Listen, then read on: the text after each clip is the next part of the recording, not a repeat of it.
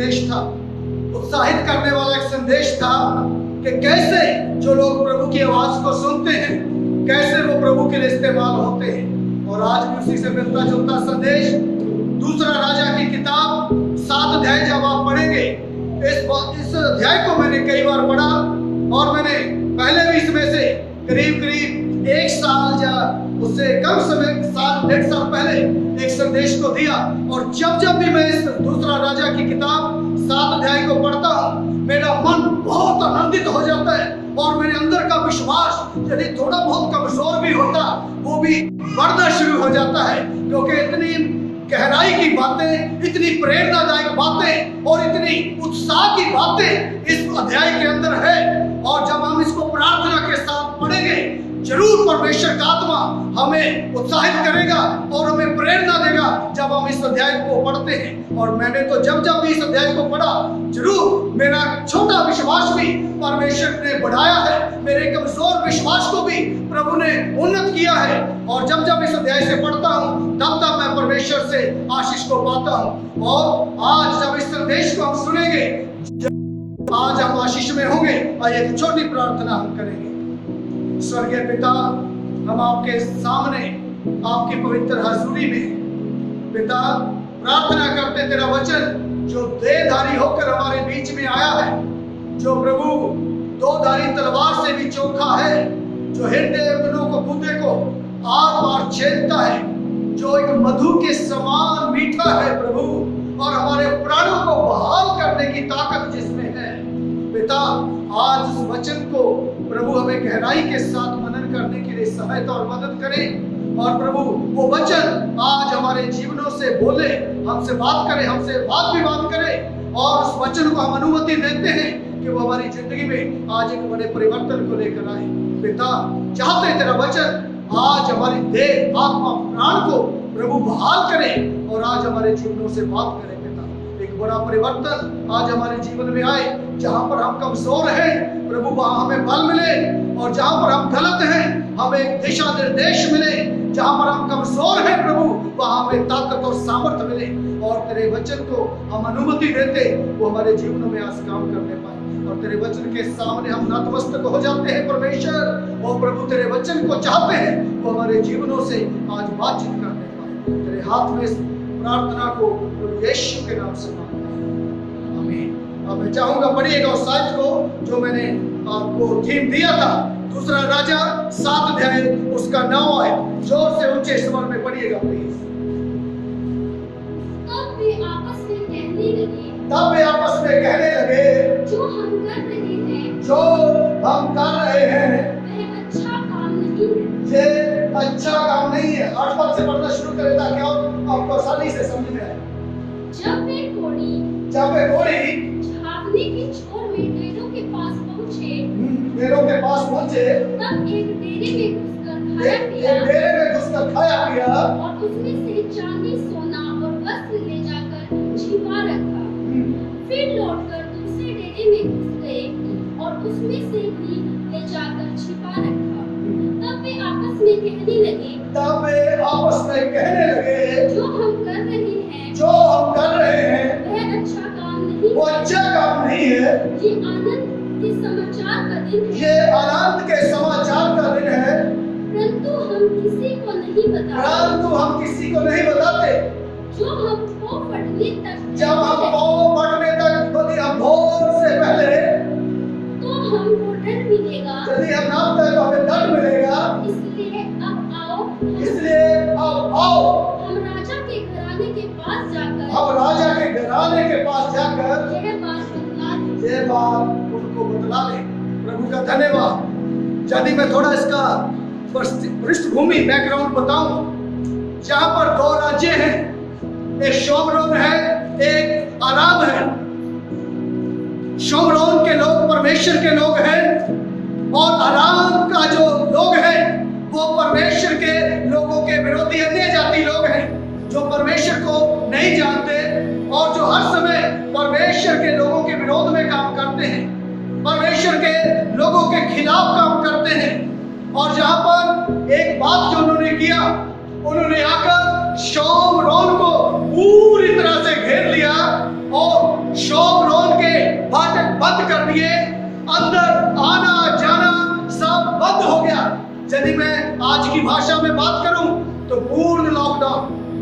उस समय में क्या हो चुका है? पूर्ण लॉकडाउन है, क्योंकि ना तो कोई अंदर जा सकता है एक शहर से दूसरे, ना तो कोई अंदर से बाहर आ सकता है। बिल्कुल अंदर बंद हो चुके हैं।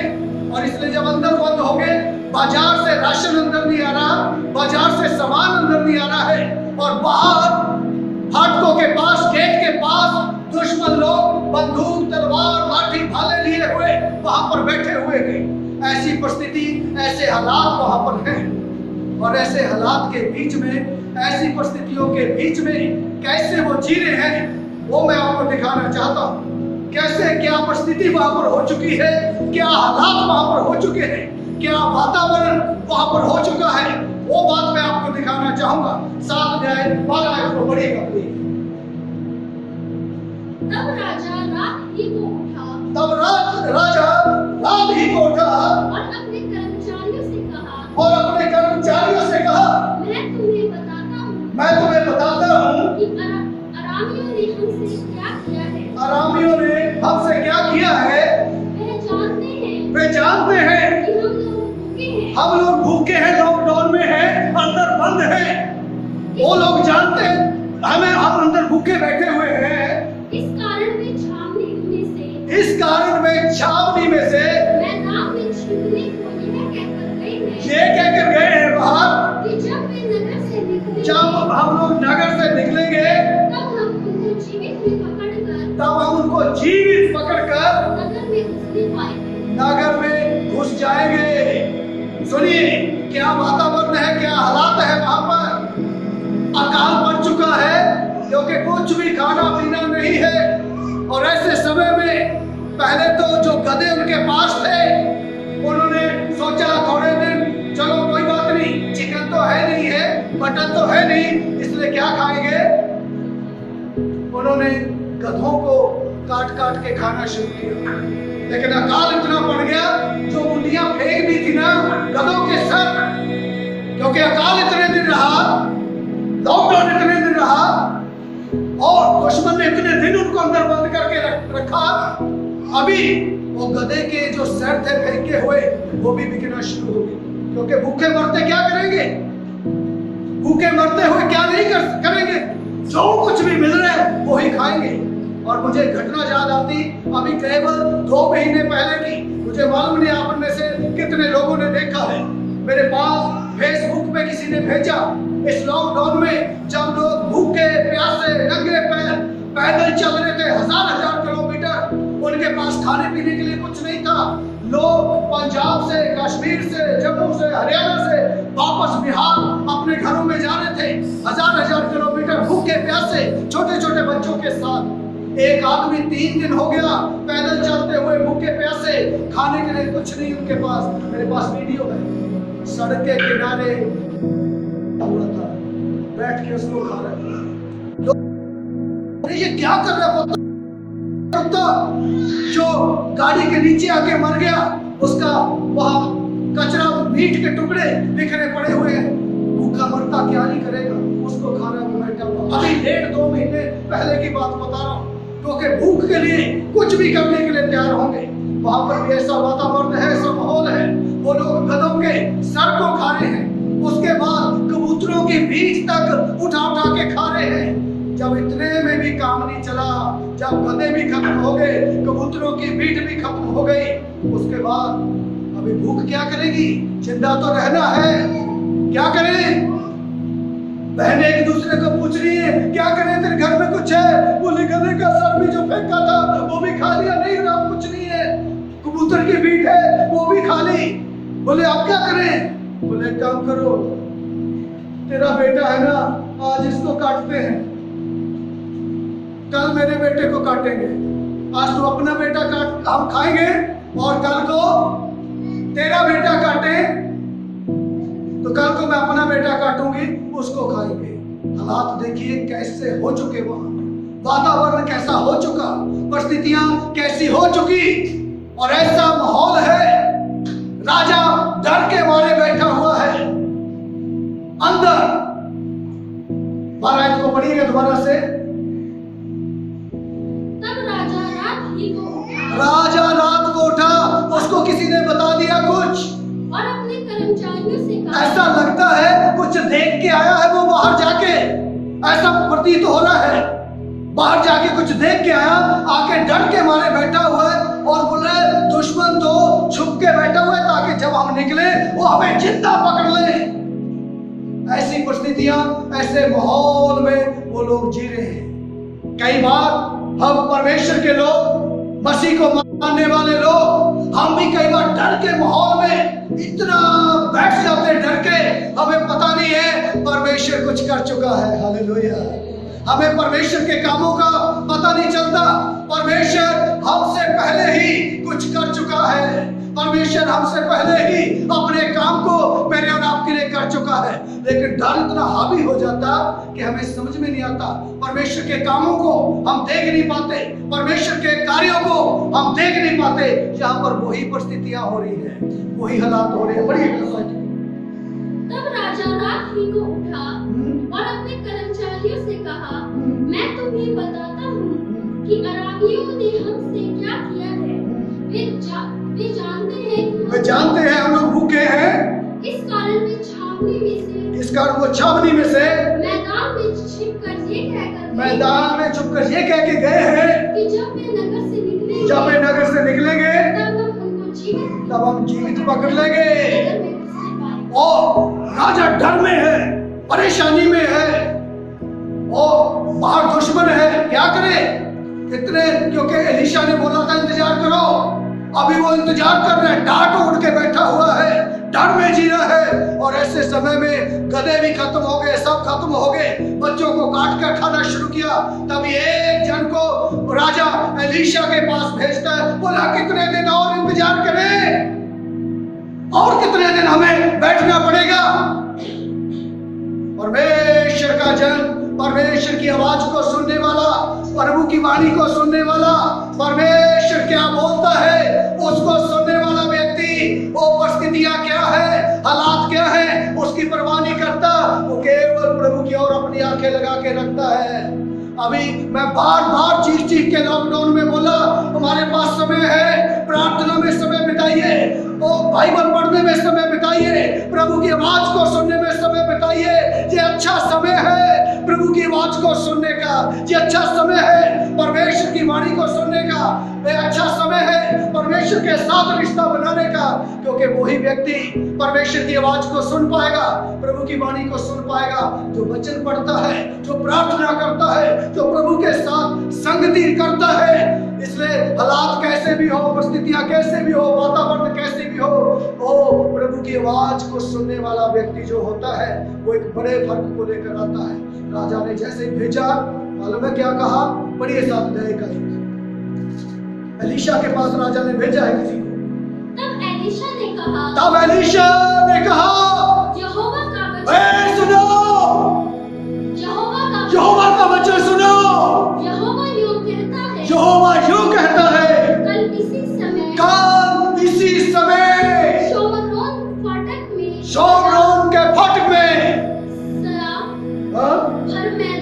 सवा भर मैदा एक शेकेल में और 2 सब जो भी एक शेकेल में बिकेगा। सुनो, क्योंकि अधिकारियों को विश्वास नहीं है। कैसा वातावरण है वहां, राजा डर में जी रहा है और प्रजा जो है वो भीखमंगी हो चुकी है और वो बच्चों को काट काट के खा रहे हैं। अधिकारी अविश्वास में जी रहे हैं, उनको विश्वास ही नहीं है। लेकिन जो प्रभु की आवाज को सुनता, ऐसा वातावरण, ऐसा माहौल, ऐसी परिस्थितियां, लेकिन प्रभु की आवाज को सुनने वाला एक व्यक्ति है, उसको मालूम है लॉकडाउन में प्रभु की आवाज सुनना और भी अच्छा है। हालेलुया। इसलिए वो प्रभु की आवाज को सुन के, जैसे अधिकारी लोग उसके पास आए, हमें राजा ने भेजा है, कब तक इंतजार करें। राजा डांट उठ के बैठे, बोला सुनो, प्रभु की बात सुनो। मुझे नहीं मालूम राजा डांट उठ के बैठा क्या कर रहा है। सुनो, कल सब कुछ सस्ता हो जाएगा। और ये अधिकारियों को विश्वास नहीं हुआ। अरे क्या बोल रहे हैं एलीशा, इतनी महंगाई, बीज तक खत्म होगी कबूतरों की, खा खा के। गधे के सिर जो फेंक दिए गए थे वो भी उठा उठा के खा लिए। इतने में भी काम नहीं चला, औरतें अपने बच्चों को काट काट के खा क्या परिस्थितियां बदल सकती है? क्या हालात बदल सकते हैं? क्या एक रात में परमेश्वर ऐसा उलट पुलट कर सकता है क्या? हेलो, अधिकारियों को विश्वास नहीं हुआ, ये क्या बोल रहा है एलीशा? एक रात में क्या ऐसा हो जाएगा? क्या एक रात में परले आ जाएगी? क्या एक रात में सब कुछ उलट पुलट हो जाएगा? परिस्थितियां बदल जाएगी, हालात बदल जाएगी। देखिए अधिकारी क्या बोल रहे, 2 पद पढ़िए। तब उस सरदार ने जिसके हाथ पर राजा तकिया करता था, परमेश्वर के भक्त को उत्तर देकर कहा, परमेश्वर के भक्त को उत्तर देकर कहा, सुन, चाहे यहोवा आकाश की, चाहे परमेश्वर आकाश की खिड़कियां भी खोल दे, तो भी क्या ऐसी बात हो सकेगी? क्या ऐसी बात हो सकेगी क्या? उसने कहा, सुन, तू यह अपनी आंखों से तो देखेगा, परंतु उस अन्न से क्या ऐसा हो सकता है क्या? ऐसा हो संभव है क्या कि एक रात में सब परिस्थितियां उल्टी पुल्टी हो जाए? इतनी महंगाई और एक रात में सब कुछ सस्ता हो जाए, क्या ऐसा संभव है? लेकिन उसी के लिए है जो वातावरण की परवाह नहीं करेगा, हालातों की परवाह नहीं करेगा, परिस्थितियों की परवाह नहीं करेगा, जो केवल प्रभु की आवाज को सुनता है। बस वही जानता है प्रभु पलक झपकने से पहले काम कर सकता है। Hallelujah, hallelujah. दूसरे लोग तो डरेंगे, घबराएंगे, लॉकडाउन हो गया, ये हो गया, वो हो गया, महामारी फैल गई, कोरोना आ गया। अभी तो कोरोना है, अभी कोरोना का बापू आने वाला है, अभी तो बच्चा भेजा है, समझ रहे या नहीं? अभी केवल बच्चा भेजा है, अभी बापू आना बाकी है कोरोना का। लेकिन इसके बीच में भी ऐसे हालात, ऐसी परिस्थितियां जो प्रभु के साथ लौ लगाए हुए हैं, जो परमेश्वर की आवाज अपने कानों से सुनता है, जिसने अपने कान प्रभु की ओर लगा के रखे हैं, बोल प्रभु, तेरा दास सुन रहा है, तेरा बच्चा सुन रहा है, बोल क्या बोलना चाहता है। जिस प्रकार से अपने दिल मन हृदय को, अपने कान को प्रभु के लिए देते, प्रभु उनसे बोलता बातचीत करता है। जिनके कान प्रभु के लिए नहीं है, किसी और काम के लिए है, वही बात करेगा। एक दूसरे से पूछिए, कान किसको देके रखे, किसकी आवाज सुनते हो? बोले बोले पूछिए, किसकी आवाज सुनते हैं, प्रभु की या किसी और की? प्रभु को कान दे के रखे होंगे, परमेश्वर बात करेगा, प्रभु बात करेगा। हालात कैसे भी हो, परिस्थितियां कैसी भी हो। सुनिए, ज्यादातर हम क्या करते मालूम है? जब संदेश के बाद हम प्रार्थना करते हैं, पहले मैं आता हूँ, प्रचार करता हूँ, उसके बाद हम बीमार लोगों के लिए प्रार्थना करते हैं। लेकिन आप में से बहुत लोगों को याद होगा, एक संडे मैं प्रचार करने के लिए उठा और जैसे स्टेज पे आया, प्रचार करने से पहले प्रभु ने मुझे एक ऐसी हिंट दिया, बोले 4 बीमार जो बवासीर के रोगी थे वो ठीक हो गए। मैं हैरान हो गया, अचानक से एकदम मेरे कान में से सुना, 4 बवासीर के बीमार ठीक हो गए बैठे बैठे। इसी जगह की बात है, आप में से कुछ लोगों को याद होगा। ज्यादातर मैं प्रचार के बाद दुआ करता हूँ, लेकिन उस दिन मैं हैरान हुआ, प्रभु बोला बोल ना, 4 बीमार ठीक हो गए। तो मैंने बोला 4 बवासीर के बीमार जिनको बवासीर थी वो ठीक हो गए, बताइए कौन कौन है? वो 3 लोग खड़े होकर बताया। उन्होंने चेक किया, इस बात को 3-4 मिनट लगे, उन्होंने चेक किया, तो 3 लोगों ने बताया हम ठीक हो गए। लेकिन चौथा व्यक्ति कौन है? प्रभु ने मुझे बोला 4 लोग ठीक हो गए, चौथा व्यक्ति समझ में नहीं आ रहा, कोई नहीं उठा। मैंने 3-4 बार पूछा कौन है चौथा व्यक्ति?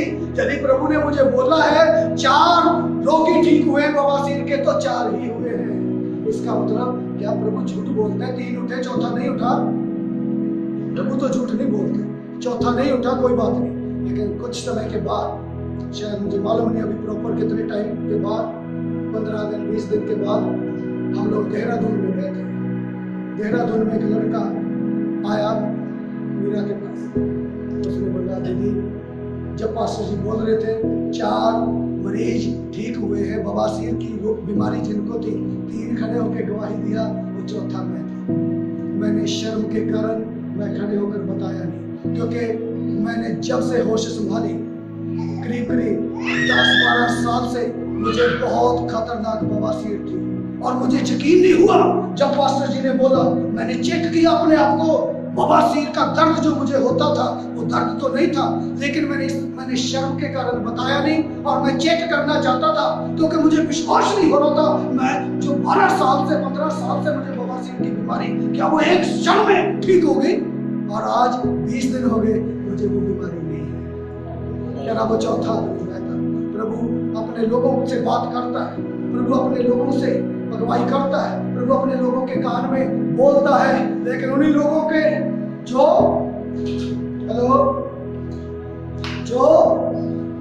बोलिए जो अपने कान उसकी ओर लगा के रखते, उसके वचन से बोलते, प्रभु बोल, मुझसे बात कर, मेरी अगुवाई कर। प्रभु उन्हीं लोगों से बोलता, बातचीत करता है। हालात कैसे भी हो, परिस्थितियां कैसे भी हो, प्रभु एक क्षण के अंदर क्या करता है? उनको बदलने की ताकत रखता है। जहां अधिकारी क्या बोल रहे हैं?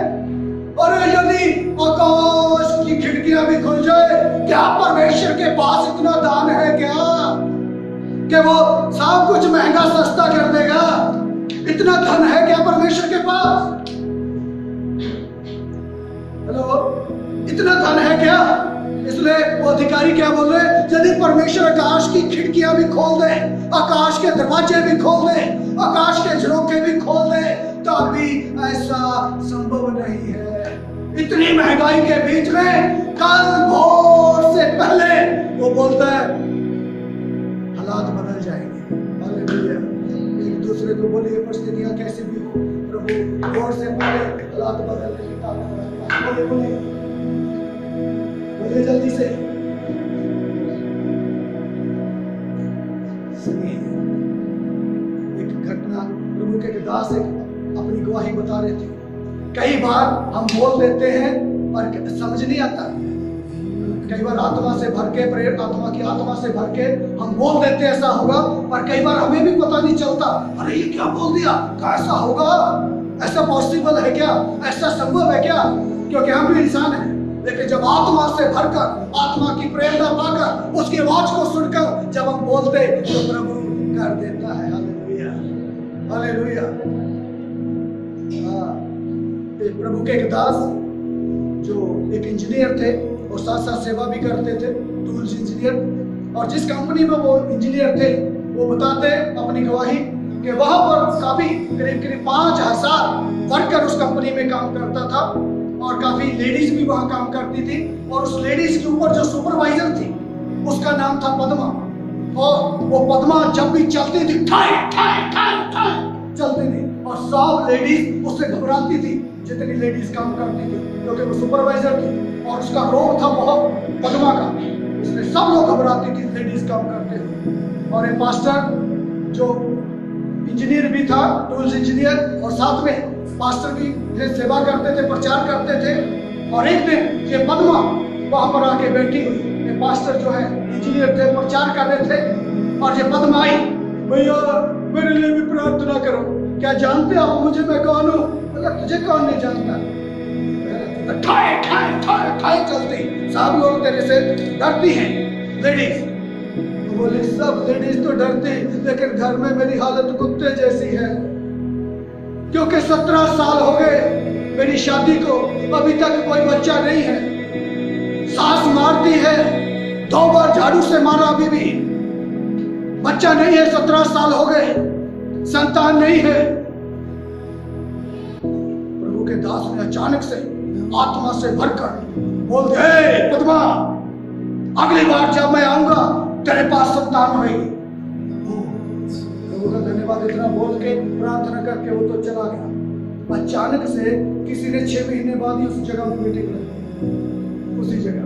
और पास्टर 6 महीने बाद उस जगह पे प्रचार करने के लिए आया। पद्मा सबसे अगली कुर्सी पे बैठी हुई। अभी पादरी ने सोचा, मैं तो पिछली बार बोल के गया था, जब मैं इधर दोबारा प्रचार के लिए आऊंगा तेरे पास संतान होएगी, तेरे पास बच्चा होगा।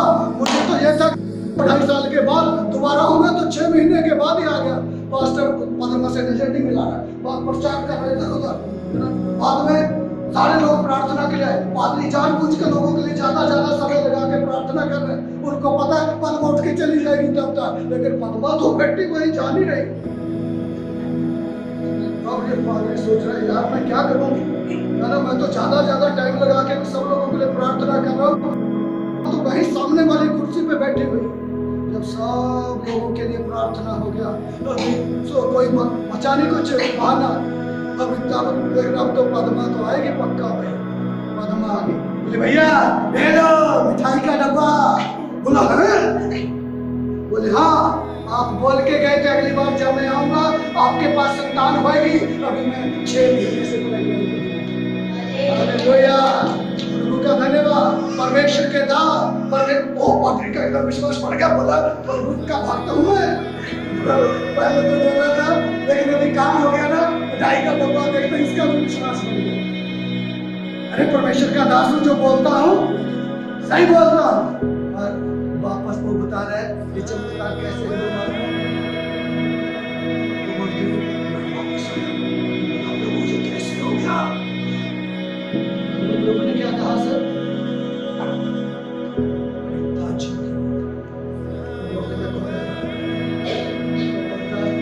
तूने बोल दिया था ना वहां, मैंने तेरे शब्दों को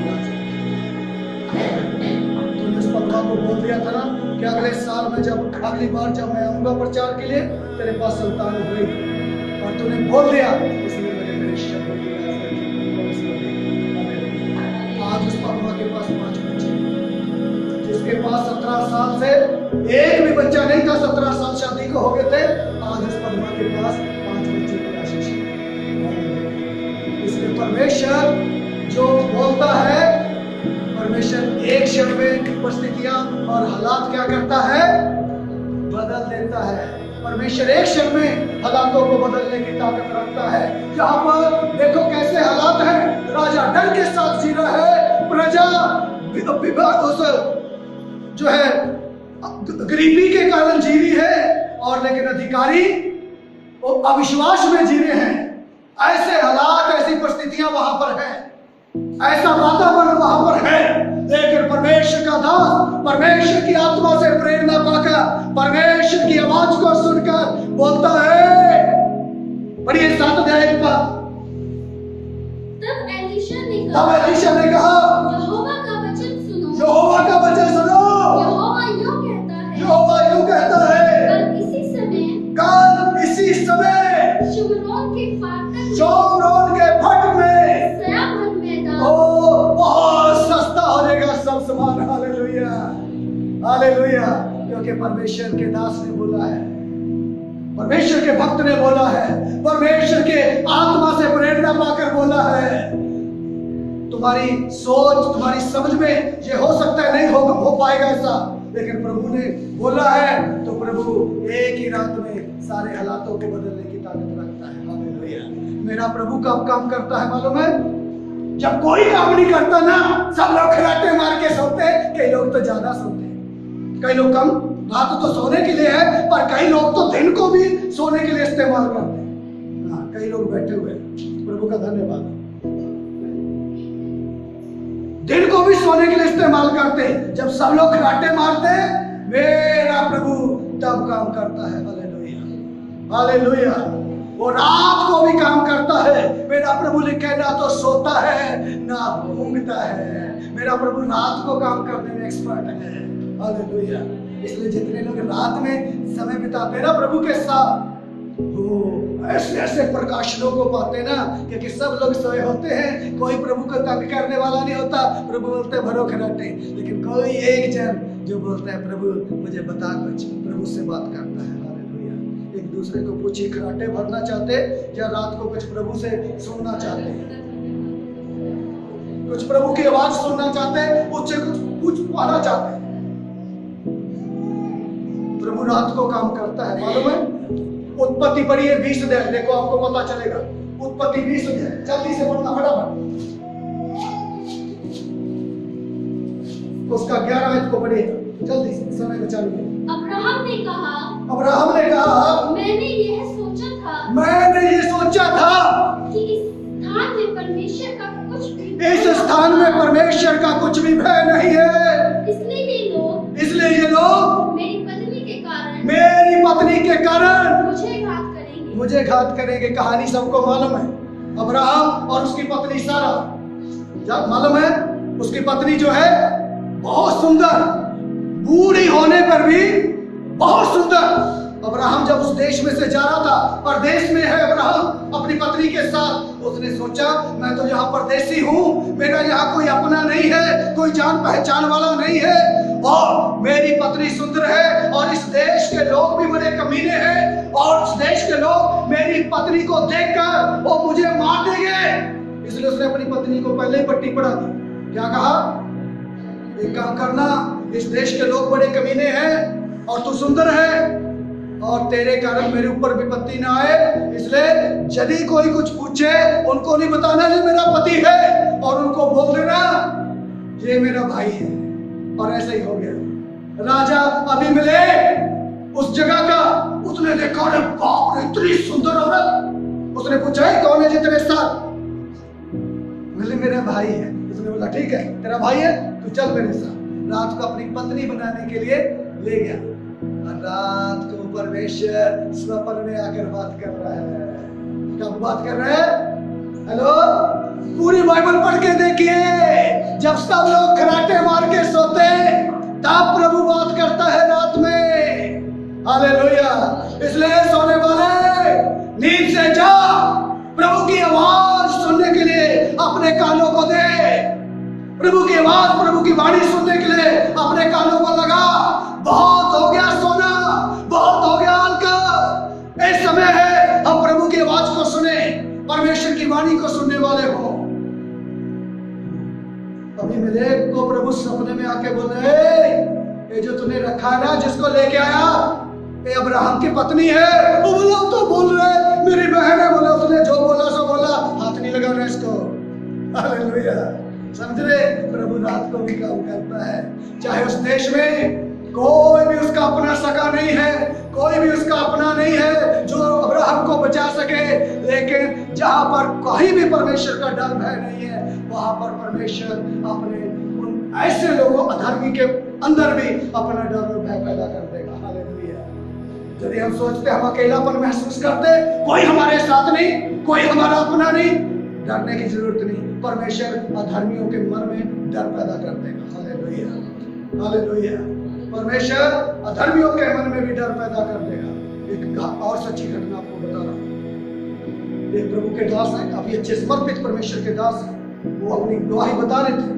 उनका एक नर्सिंग स्कूल है, और नर्सिंग स्कूल के इंस्पेक्शन के लिए एक आदमी आ रहा था, वो पंडित कट्टर, और ये तो नर्सिंग स्कूल तो क्रिश्चियन आदमी का, और क्रिश्चियन आदमी से तो वो वैसे ही नफरत करता है। और किसी ने बताया पादरी साहब, वो जो इंस्पेक्शन के लिए आदमी आ रहा है ना हमारे नर्सिंग स्कूल के लिए, वो मान्यता तब देगा कम से कम 20 लाख रुपया रिश्वत उसको देना पड़ेगा। बिना रिश्वत लिए वो काम करता नहीं, और वो तो अन्य जातियों का नहीं करता। हम तो फेमस ही है, हमारे तो वो कट्टर विरोधी है, और इसलिए आप सोच लो। और आप तो जीवन रिश्वत देते नहीं है, इसलिए ये तो जो है हमारे स्कूल को नर्सिंग की मान्यता मिलेगी नहीं, हमारे कॉलेज को।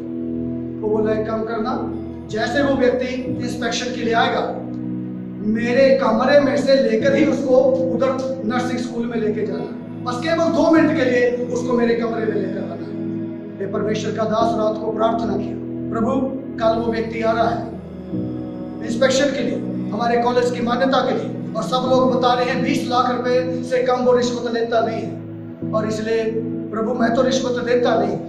प्रभु बोला चिंता ना कर। एक बात प्रभु ने उसके कान में बता दी। वो व्यक्ति जब इंस्पेक्शन के लिए आया और नर्सिंग स्कूल में लेके जाने से पहले उन्होंने बोला हमारे प्रभु के दास हैं, 1 सेकंड के लिए उनसे मिलो, फिर हम आपको नर्सिंग कॉलेज में लेके जाएंगे, उधर जो लेबोरेटरी वगैरह देखनी है सब चेक कर लेंगे। बोला ठीक है, 1 सेकंड के लिए चलते हैं। और जैसे गए 1 सेकंड के लिए, प्रभु के दास ने बोला ठीक आइए महाशय आइए, प्रभु तो आपका स्वागत करते हैं। इससे पहले आप आगे चलें, मैं आपकी बेटी के विषय में बताना चाहता हूँ। आपकी बेटी का अपने पति के साथ झगड़ा चल रहा है और उसका डिवोर्स होने वाला है, तलाक होने वाला है, और आप लोग बहुत परेशान हो। जैसे इसने बताया कांपना शुरू किया, आंखों से आंसू बहने शुरू हुए। आपको कैसे पता? तो बोला कल रात प्रभु ने मुझसे बात किया है। कल रात प्रभु ने मुझे आपके विषय में बताया है। चिंता ना करें, आप एक ऐसी पोजीशन पे हैं, आपको डर लगता है यदि बेटी का तलाक हो गया, आपकी पोजीशन ऐसी है, आप दुनिया के सामने आप सोचते हैं हमारा रुतबा घट जाएगा, लेकिन मैं आपको बोलना चाहता हूं, मैं जिस प्रभु की सेवा करता हूं, आपकी बेटी का तलाक होने नहीं देगा और वो फैसला हो जाएगा, वो दोनों रजामंदी के साथ रहेंगे, आपके रुतबे में कोई कमी नहीं आएगी। ऐसा बोल के उसके लिए प्रार्थना किया। बोला चलो अब इंस्पेक्शन के लिए चलो। बोला ना मैं नहीं जाता, इंस्पेक्शन हो गया है, अभी मैं आगे नहीं जाऊंगा, यही इंस्पेक्शन हो गया। बोला नहीं, लेबोरेटरी चेक करो जो जो हमारा सामान है। बोला ना यही हो गया, जो साइन करानी है इधर ही करा लो। ना तो 20 लाख रुपया रिश्वत लिया, ना कुछ हुआ। प्रभु ऐसे विरोधियों के मन के अंदर भी अपना डर और भय पैदा करता है। हालेलुया, समझा रहा है? लेकिन जो लोग प्रभु की वाणी को सुनते, परमेश्वर की आवाज को सुनते, परमेश्वर उनके साथ रह के कैसे काम करता है, परिस्थितियां कैसे भी हो, हालात कैसे भी हो, जो कुछ वातावरण कैसा भी हो, जो प्रभु की आवाज को सुनता है, जो प्रभु की वाणी को सुनता है, उसके लिए परमेश्वर बात करने के लिए आज भी तैयार है। पूछिए, आज से परमेश्वर को अपना कान देंगे बात सुनने के लिए, आज जैसे पहले जी रहे थे आज भी वैसे जी। पूछिए जल्दी से।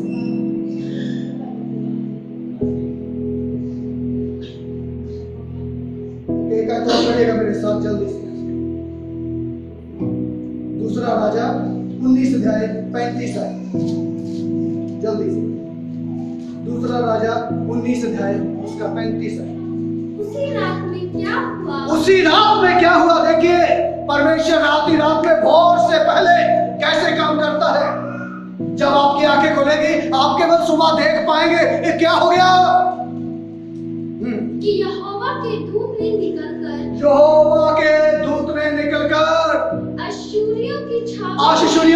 अश्शूर जो है वो विधर्मी लोग हैं, परमेश्वर के विरोधी लोग हैं, अन्य जाति लोग हैं, इस्राएलियों के विरोध में काम करते हैं। जहां पर राजा हिजकिया है, जब अश्शूर के राजा ने राजा हिजकिया को, उसकी सेना को घेर लिया, राजा हिजकिया घबरा गया, वो यशायाह के पास गया, यशायाह क्या करूं, अश्शूरियों ने घेर लिया, हमें मर जाएंगे। लेकिन यशायाह ने बोला चिंता मत कर, कुछ नहीं होने वाला। परमेश्वर ने एक अपने सिपाही को भेजा, एक दूत को, और उसने क्या करा? 1,85,000 पुरुषों को मारा। कितनों को मार दिया जी? 1,85,000। दुश्मन की सेना देख के राजा डर रहा है, लेकिन परमेश्वर ने रात में क्या कर दिया? सुबह भोर से पहले राजा उठा, हिजकिया क्या देख रहे हैं? 1,85,000 लाशें गिरी पड़ी है, बिना सेना के लड़ाई किए। प्रभु को कितना समय चाहिए? हेलो, एक रात काफी है। प्रभु बोलते हैं मुझे वो रात दे दो जब तुम सोते हो, मैं रात ही रात में तुम्हारे लिए काम करता हूँ। सुबह उठकर तुम देखोगे ऐसा हो गया। हालेलुया, परमेश्वर ऐसे काम करता है। जब आप सोते हैं, परमेश्वर रात में मेरे और आपके लिए काम करता है, क्योंकि मेरा परमेश्वर ना तो सोता है ना ऊँघता है। उस परमेश्वर की सेवा करते हम लोग, उस परमेश्वर के पीछे चलते हम लोग, उस परमेश्वर की आराधना करते हैं हम लोग। हालेलुया। मूसा के विषय में देखिए, मूसा प्रभु का दास, मूसा भी चिल्ला रहे, उसके लोग भी चिल्ला रहे, कारण पीछे फिरौन की सेना और आगे लाल समुंदर। मुझे वो गीत बहुत अच्छा लगता है। इतना कम से कम मैं दिन में 20-20 बार उस गीत को सुनता। पीछे है फिरौन की सेना, आगे लाल समुंदर है। इतना प्यारा वो गीत है। मैं बार बार मेरी गाड़ी में जब मैं जाता हूँ, उस गीत को बार बार रिवर्स कर करके सुनता हूँ। पीछे फिरौन की सेना, आगे लाल समुंदर। देसी भाषा में कहे, पीछे कुआं आगे खाई, दोनों तरफ मौत है। इसलिए मूसा भी चिल्ला रहे और लोग भी चिल्ला रहे, क्या वहां कब्रें कम थी क्या मिस्र के अंदर, जो हमें मरने के लिए इधर लेके आया? हम तो वहीं मर जाते, इधर क्यों लेके आया? एक रात का, आज भी रात में जहां कोई रास्ता नहीं है, सुबह तुम्हें रास्ता नजर आएगा। हालेलुया। चुपचाप खड़े रहो, चुपचाप खड़े रहो। आज परमेश्वर के काम को देखोगे, सुबह क्या देखोगे? रास्ता देखोगे। हालेलुया। और परमेश्वर ने वैसा ही किया। जहां पर चारों तरफ पानी पानी था, समुद्र जहां लहरों के साथ ऊपर उठ रहा था, जहां पर कोई कल्पना भी नहीं कर सकता, वातावरण ऐसे, हालात ऐसे, लेकिन प्रभु बोलता है भोर से पहले जहां पर रास्ता देखोगे तो, और परमेश्वर के लोग बीच में से निकल गए। प्रभु का धन्यवाद। हालेलुया। यदि मोर्दके के विषय में मैं बताऊं, एस्तर की किताब पढ़ना कभी। मोर्दके परमेश्वर का था, केवल परमेश्वर की उपस्थिति में झुकने वाला एक गरीब चौकीदार, पहरेदार, जो राजा के महल में चौकीदारी करता था, लेकिन ईमानदार था, परमेश्वर का भय मानता था, परमेश्वर की उपस्थिति में ठहरता था। लेकिन हमान नाम का एक सेनापति जो उससे नफरत करता था, उसने नफरत से, जेलसी के कारण मोर्दके को फांसी पे चढ़ाने के लिए 50 हाथ ऊंचा एक खंबा बना दिया। उसने बोला सुबह इस मोर्दके को फांसी के फंदे पे लटकाऊंगा, भरे बाजार सब लोगों के सामने। लेकिन परमेश्वर बोला आज रात में परिस्थितियां बदल जाएगी। हालेलुया। और परमेश्वर ने क्या करा मालूम है? सुबह मोर्दके को फांसी के फंदे पे चढ़ाना है, फांसी का खंबा बन के तैयार है। रात को परमेश्वर ने राजा की नींद हराम कर दी। क्या कर दी? बोलो। राजा की नींद हराम कर दी। अब राजा को शराब शबाब कुछ नहीं अच्छा लग रहा। अब राजा को नाच गाना कुछ भी अच्छा नहीं लग रहा। राजा परेशान हो गया, नींद नहीं आ रही। ज्यादातर राजा नींद ना आने से शराब पीते थे, जब नाच गाना देखते थे, लेकिन यहां राजा को कुछ भी अच्छा नहीं लग रहा। उसने बोला इतिहास की किताब लाओ। इतिहास की किताब लाई गई, उसमें लिखा हुआ मिला मोर्दके ने राजा की जान बचाई थी। वो बोला ओ मोर्दके ने जान बचाई राजा की, अरे उसको इनाम नूम भी दिया गया? बोले किसी ने नहीं दिया। बोले एक काम करो, मेरा घोड़ा निकालो, मेरी पोशाक निकालो, मेरा मुकुट निकालो। हमान को बोले राजा जिसको सम्मानित करना चाहे उसको अपने घोड़े और मुकुट पहनाओ। तो बोला फिर जाकर मोर्दके के साथ ऐसा ही कर। और जिस खंबे के ऊपर मोर्दके को लटकाना था ना, रात ही रात में ऐसी परिस्थितियां बदल गई। क्या हो गया? हेलो, वहां पर हमान लटका हुआ मिला। हालेलुया। परमेश्वर दूसरों की नींद हराम कर देगा आपको एक अच्छी जिंदगी देने के लिए। हालेलुया। हालेलुया। एक दूसरे को हिलाइए, बोले क्यों घबरा रहे हो? परमेश्वर दूसरों की नींद हराम कर देगा आपको अच्छी जिंदगी देने के लिए। बोलिए हिला, बोलिए बोलिए हिला।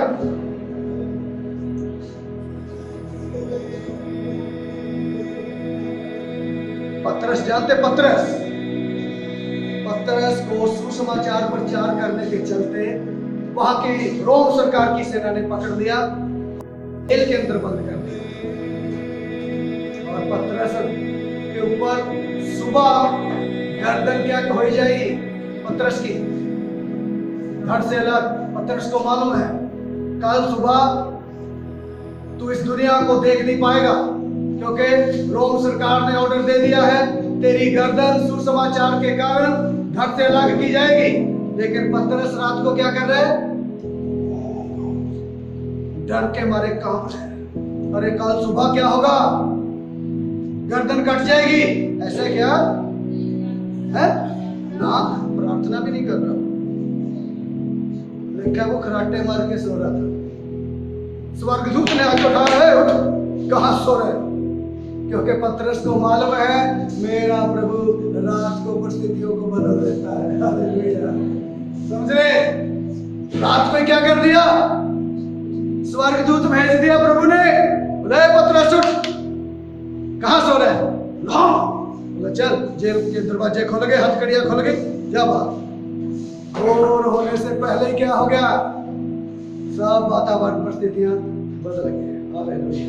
प्रभु हमारे मुंह से चाहता है शब्दों को, मुंह बंद रखेंगे तो क्या होगा? इसलिए तो मैं चीखता है। कितने जीवन में परमेश्वर ने चमत्कार किया? झांकते बैठे एक दूसरे को। अरे बोलिए ना मुंह खोल के, परमेश्वर ने हमारी जिंदगी में काम किया है, हमारे जीवन में चमत्कार किया है, इस चीज से छुटकारा दिया है, परमेश्वर ने नई जिंदगी दी है। बोलिए ना। जब तक बोलेंगे नहीं कुछ होगा, नहीं होगा कुछ। मुंह खोलना पड़ेगा।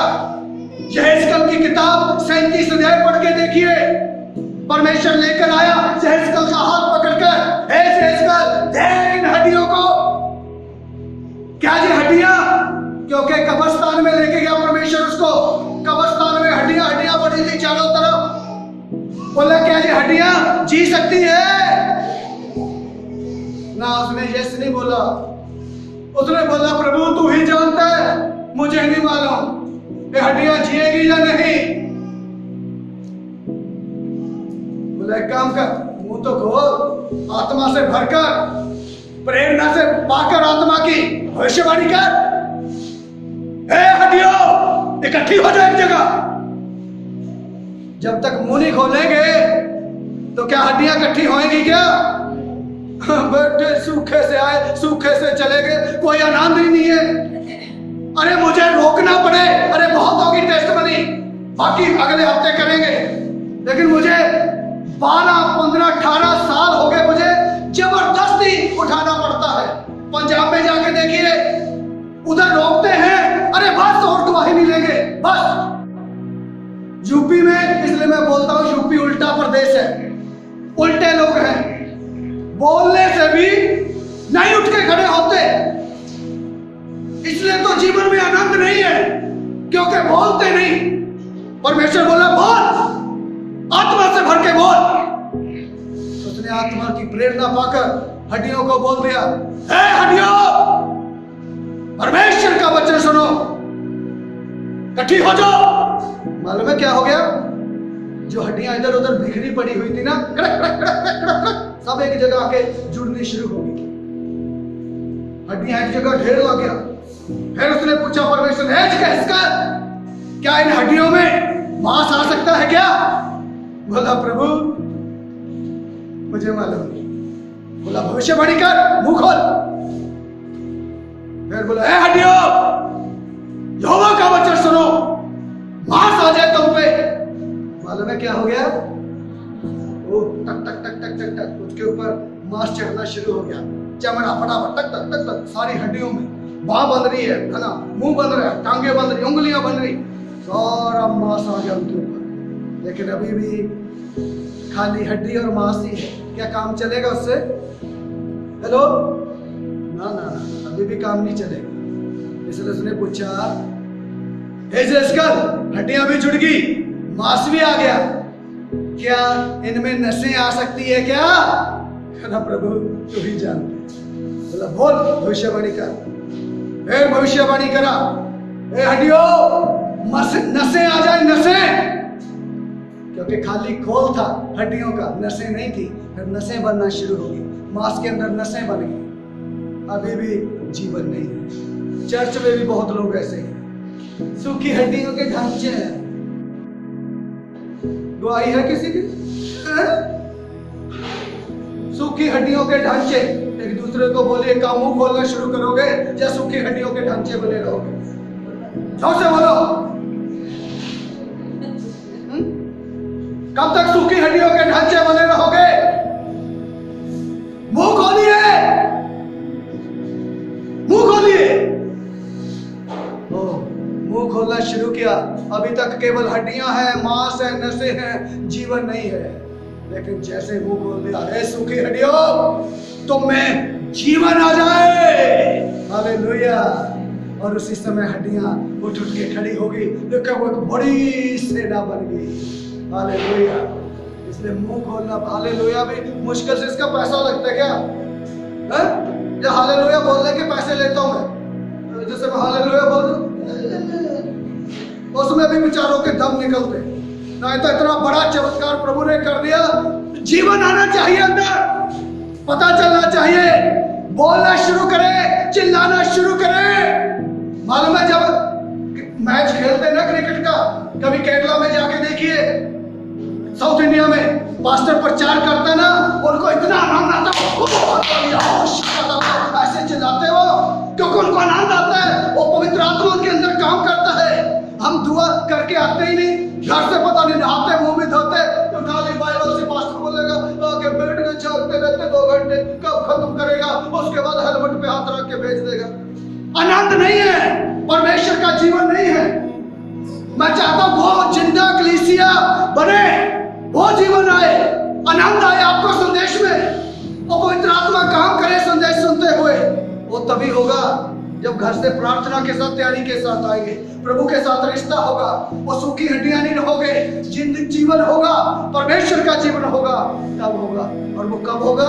जब प्रभु की आवाज को सुनेंगे बैठ के, हालेलुया।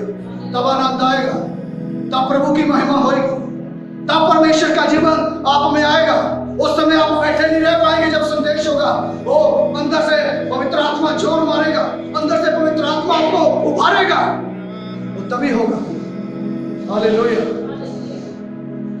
इसलिए बोलना शुरू करें। हम वापस आएंगे कोरियों के बारे में। कोरी क्या करा? उनको मालूम नहीं कोरियों को। एलीशा ने भविष्यवाणी किया है, एलीशा ने बोला है कल परिस्थितियां बदल जाएगी, कल हालात बदल जाएंगे, जितनी महंगाई है एक ही रात में परमेश्वर काम कर देगा। कल सुबह जब उठोगे भोर होने से पहले यहाँ पर सब चीज सस्ती मिलेगी तुम्हें। हालेलुया।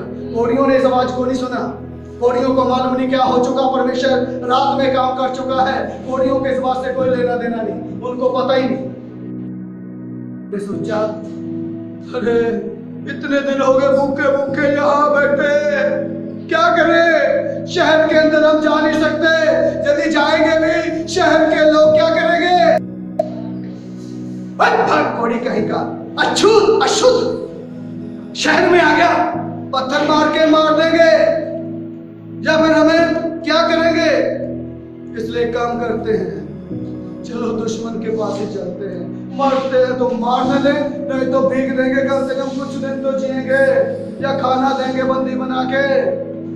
इसलिए वो सोच के उनको मालूम नहीं रात में परमेश्वर क्या कर चुका है। इसलिए जैसे दुश्मन के छावनी में, दुश्मन के टेंट में जाके देखा, लाशें लाशें पड़ी है वहां पर। हालेलुया। कुछ नहीं, उनको क्या नजर आ रहा है? सोना चांदी हीरे जवाहरात सब चारों तरफ, कपड़ा पीना चारों तरफ पड़ा है, फटाफट लूटना शुरू किया, लूटो लूटो लूटो लूटो। लेकिन उसके बाद उनको ध्यान आया, नौबत पड़ी है 7 अध्याय दोबारा से। तब वे आपस में कहने लगे जो हम कर रहे हैं ये अच्छा काम नहीं है। क्या कर रहे थे वो? हेलो लो, जो बोलने का अच्छा काम नहीं है, वो क्या चीज थी? अपने अपने लिए बटोर रहे थे, स्वार्थी जिंदगी। वो बोला ये अच्छा काम नहीं है, अपने अपने लिए इकट्ठा करना। आज मसीही लोग केवल और केवल अपने अपने लिए जी रहे हैं, बस स्वार्थ की जिंदगी। उन्होंने बोला ये अच्छा काम नहीं है, इसमें हमें दूसरों को भी शामिल करना है। वो क्यों भूखे रहे, उनको भी पता चले, जो डर और भय में जी रहे हैं गेट बंद करके, उनको भी पता चले परमेश्वर क्या कर चुका है रात में। उनको मालूम नहीं, कौन बोलेगा उनको, कौन बताएगा उनको? आपके बस स्वार्थ के कारण मैं और मेरा घराना, मैं और मेरा परिवार, मैं और मेरे बच्चे बस वहीं तक सिमट गए। अरे उनको कौन बताएगा जो डर और भय में जी रहे हैं इस अच्छी खबर के बारे में कि परमेश्वर आपके लिए कुछ कर चुका है, परमेश्वर ने आपके लिए भी रास्ता खोल दिया है। कोड़ी सोच सकते थे, कोड़ियों के पास विकल्प था। अरे जब हम आते थे ना शहर में, दरवाजे बंद कर देते थे हमें देख के, और हमें अशुद्ध अशुद्ध अशुद्ध अछूत बोलते थे, हमें शहर से बाहर भगा के रखा हुआ था, कोड़ी बोलते थे, हमें शहर में घुसने नहीं देते थे, गालियां देते थे हमें। हम क्यों बताएं? उनके पास ऑप्शन था, विकल्प था, लेकिन उन्होंने ऐसा नहीं सोचा। उन्होंने बोला अरे जब हमारे पास इतना सब कुछ हो गया है तो हम इसमें अपने उन लोगों को भी शामिल करेंगे। बेशक हमें गालियां दिया, बेशक हमें सिटी में घुसने नहीं दिया, बेशक वो हमें दुश्मन समझा, हमें विरोधी समझा, हमें अछूत समझा, अशुद्ध समझा, लेकिन कोई बात नहीं, हम स्वार्थ की जिंदगी से बाहर आके प्रभु के लिए काम करेंगे। हालेलुया। मसीहियों, यही प्रभु चाहता है। परमेश्वर के लोगों, किसी ने हमें सताया, किसी ने हमें हमसे विरोध किया, हमसे बैर किया, हमें अच्छा नहीं समझा, हमें गालियां दी, हमसे झगड़ा किया, कोई बात नहीं, हमारे पास एक अच्छी खबर है। वो लोग डर में जी रहे हैं, उनको मालूम नहीं परमेश्वर का, सच्चाई का। आज लोग डर के कारण जो है पूजा करते हैं, उनको सच्चाई मालूम नहीं है, लेकिन मैं और आप सच्चाई को जानते हैं प्रियो। ये मेरा और आपका फर्ज है, चाहे कोई हमारा दुश्मन क्यों ना हो, विरोधी क्यों ना हो, वैरी क्यों ना हो, गाली क्यों ना देता हो, झगड़ा किसी ने क्यों ना किया हो, लेकिन मेरे और आपके पास एक अच्छी खबर है। प्रभु चाहता है उसको हम जाकर बताएं। कोड़ियों ने वही किया है, कोड़ियों ने वही किया। एक बात बोल के जल्दी से फिर मैं बंद कर दूं। मालूम है यरीहो की दीवार, हेलो, यरीहो की दीवार बहुत मोटी, और कुछ बताते हैं इस प्रकार से बताने वाले कि ऐसी इतनी मोटी दीवार थी कि उसके ऊपर कई रथ भाग सकते थे। इतनी मोटी दीवार, इतनी मोटी दीवार को तोड़ना किसी मनुष्य के बस की बात है, जिसके ऊपर एक साथ कई रथ दौड़ते हो। लेकिन प्रभु ने बोल दिया, एक काम करो, ये दीवार अपने आप टूटेगी, ये भोर होने से पहले तुम इस दीवार को देख नहीं पाओगे। एक काम करना है, 6 दिन इस दीवार के चारों ओर चक्कर काटना है।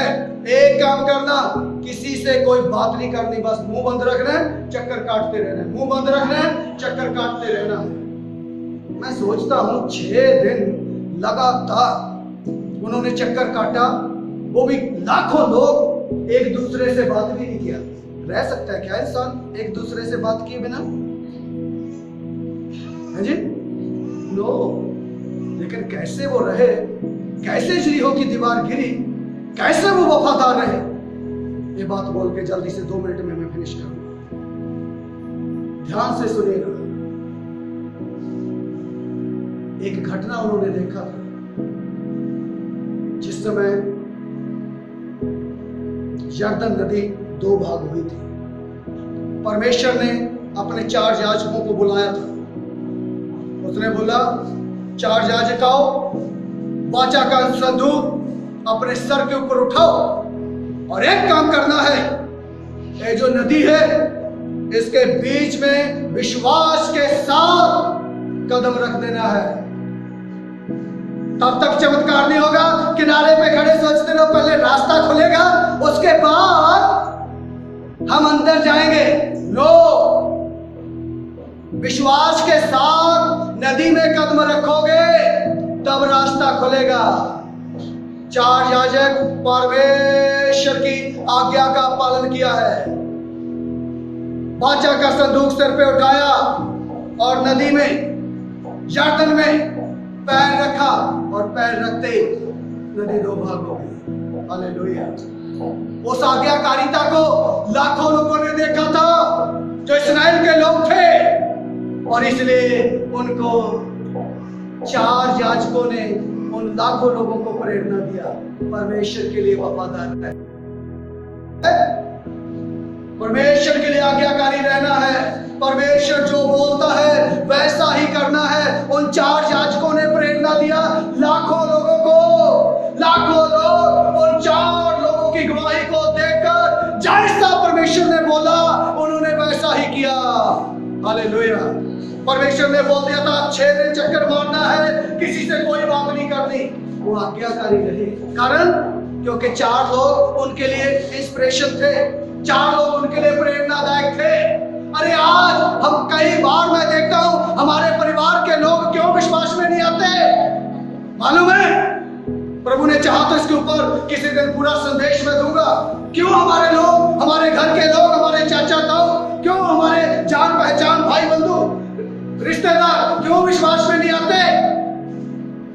हमारे से वो प्रेरणा पाते ही नहीं, हमारे अंदर कुछ देखते ही नहीं है। वो हमारा प्रार्थना का जीवन नहीं है, हमारा वचन पढ़ने का जीवन नहीं है, हम प्रभु की आवाज को सुन नहीं पा रहे हैं, हमने परमेश्वर को अपना जीवन दिया ही नहीं है। वो हमें कुछ, हमारे अंदर कुछ परिवर्तन को नहीं देखते।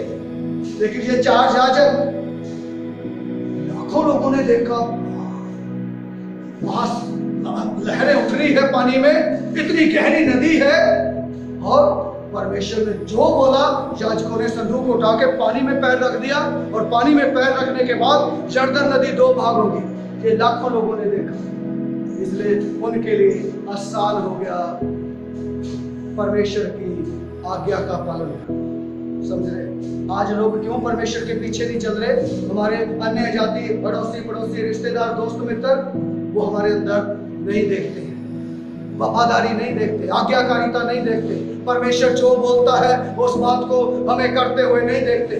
जिस दिन आपने इस बात को करना शुरू कर दिया, उस दिन आपको अपने पड़ोसी, दोस्त, मित्र, आपके भाई बंधु को बोलने की जरूरत नहीं पड़ेगी। केवल प्रेरणा बनी उन लोगों को, आशीष के स्रोत बनी उनके लिए, एक आदर्श बनी उन लोगों के लिए, एक मॉडल बनी उन लोगों के लिए। यहाँ पर इन चार याजकों ने वही किया। इसलिए लाखों लोग जो है परमेश्वर के पीछे वफादारी के साथ चलते रहे। प्रभु ने जो बोला है, बिना बात किए हम 6 दिन चक्कर मारेंगे, और उन्होंने मारा। चार कोड़ी, वो भी प्रेरणा बन गए अपने लोगों को। हम तो कोड़ियों से अच्छे हैं या नहीं? हेलो, चार कोड़ी प्रेरणादायक बन गए, और चार याजक प्रेरणादायक बन गए। तो मेरे और आपके विषय में क्या क्या स्वार्थ की जिंदगी में रहना चाहते, या स्वार्थ की जिंदगी से बाहर आएंगे? किसी के लिए आशीष का कारण बनेंगे, किसी के लिए प्रेरणा बनेंगे। कोई हमें देखकर परमेश्वर के ऊपर विश्वास करेगा, कोई हमारे लाइफस्टाइल को देखकर यीशु मसीह को उद्धारकर्ता ग्रहण करेगा, कोई हमारी प्रार्थना के जीवन को देखकर हम प्रभु की आवाज को सुनते, प्रभु हमें किसी के बारे में बताएगा, किसी के पास भेजेगा, और जा जाके उसके लिए प्रार्थना कर, और हम उसके लिए जाके प्रार्थना करेंगे, प्रभु उनको चंगा कर देगा, या उसकी जिंदगी के बारे में प्रभु कुछ बताएगा। वो तभी तो वो लोग इंस्पायर होंगे, तभी तो लोग वो प्रेरणा पाएंगे। या फिर केवल हम अपने तक सीमित हैं, बस लूट लो अपने अपने लिए, इधर से भी लूट लो, उधर से भी लूट लो, इधर से भी ले लो, उधर से भी ले लो, केवल हम अपने अपने लिए जी रहे हैं। स्वार्थ की जिंदगी से बाहर आए और आशीष का कारण किसी के लिए बने। इसलिए मैंने बताया, जब जब भी मैं 7 अध्याय पढ़ता हूँ, वो मेरा मन आनंदित हो जाता है। कैसे कैसे प्रभु काम करता है, किस प्रकार से परमेश्वर काम करता है, और उसके लिए एक ही रात का भोर होने से पहले आपके लिए चमत्कार हुआ दिखेगा। इससे पहले कि आपकी आंखें खुले सुबह, और परमेश्वर उससे पहले आपके लिए काम करने के लिए तैयार है। Hallelujah, hallelujah. आइए प्रार्थना करें और परमेश्वर के सामने हम नतमस्तक हो, प्रभु के सामने आए, प्रभु से बोले, प्रभु मैं भी प्रेरणादायक बनना चाहता हूँ, उन 4 याजकों के समान, जिसने लाखों लोगों को परमेश्वर की आज्ञा का पालन करने के लिए इंस्पिरेशन दे दी, इंस्पायर कर दिया। प्रभु मैं जिंदगी ऐसा बना कि मैं भी बहुत लोगों के लिए इंस्पायर हो सकूं, बहुत लोगों के लिए मैं आशीष का कारण बन सकूं, बहुत लोग मेरी जिंदगी को देख सकें, बहुत लोग मेरे जीवन को देख सकें, और वो प्रभु तेरे पीछे चल सके, तेरी आज्ञाओं का पालन कर सके। प्रभु कोड़ियों के समान, जिन्होंने स्वार्थ की जिंदगी को छोड़ दिया, जिन्होंने स्वार्थ की जिंदगी को त्याग दिया, और उन्होंने देखा, चाहे उन्होंने हमें गाली दी है, चाहे हमें विदेशी जानकर वहां से भगाया है, चाहे हमें छूत और अशुद्ध करके वहां से भगा दिया है, हमें घुसने नहीं दिया है, हमारे बारे में बुरी बातें बोली है, लेकिन हम उनको भी बताएंगे, क्योंकि वो डर और भय में जी रहे हैं। वो दरवाजे बंद करके अंदर बैठे हुए हैं, वो द्वार बंद करके अंदर बैठे हुए हैं, वो डर के साथ जी रहे हैं, वो डर के माहौल में है, उनके पास आशा नहीं है, उनके पास उम्मीद नहीं है, उनके पास अच्छी खबर नहीं है। ओ प्रभु, लेकिन तूने हमें अच्छी खबर दी है, तूने हमें अच्छी न्यूज दी है। ओ प्रभु परमेश्वर, इस अच्छी खबर को हम अपने तक सीमित न रखें, बल्कि बहुत डरे और भय में जीने वाले लोगों तक प्रभु इन बात को पहुंचाने के लिए हम में से हर एक की मदद और सहायता करें। मेरे महान परमेश्वर, स्वार्थ की जिंदगी से प्रभु हमें बाहर निकालें, हम केवल अपने अपने तक सीमित न रहें, अपने तक न रखें। हर आशीष हमारे अपने लिए है प्रभु, वहां तक सीमित न रहे, बल्कि इन आशीषों को हम दूसरों तक भी लेके जाने वाले हों। दूसरे भी हमें देखकर प्रभु ओ खुदाबंद तेरे पीछे चले, तेरी आज्ञाओं का पालन करें, वो भी वफादार हो, हम उनके लिए वो प्रभु इंस्पिरेशन बन सके। ऐसा हमें बना मेरे महान परमेश्वर, कृपा कर दया कर पिता। सारी बातों में आदर तुझे देते पिता। जितने लोग मेरे भाई बहन ऑनलाइन देख रहे हैं या प्रभु जहाँ कहीं पे बाद में भी देखेंगे, उन सबको भी आशीष दे, उन्हें भी प्रभु इन कोड़ियों के समान, इन याजकों के समान प्रभु इंस्पायर का कारण बना प्रभु, और वो भी प्रेरणादायक बन सके प्रभु। हम सबको स्वार्थ की जिंदगी से बाहर करके तेरे लिए प्रभु जीने के लिए प्रभु हमें अगुवाई और सहायता करे। आदर सब आपको देते पिता, तू बड़े हम बेटे, तेरा नाम ऊंचा। धन्यवाद, आपने हमारी प्रार्थना को सुना। ये प्रार्थना प्रभु यीशु के नाम से मांगते हैं। आमीन। प्रभु सबको आशीष दे।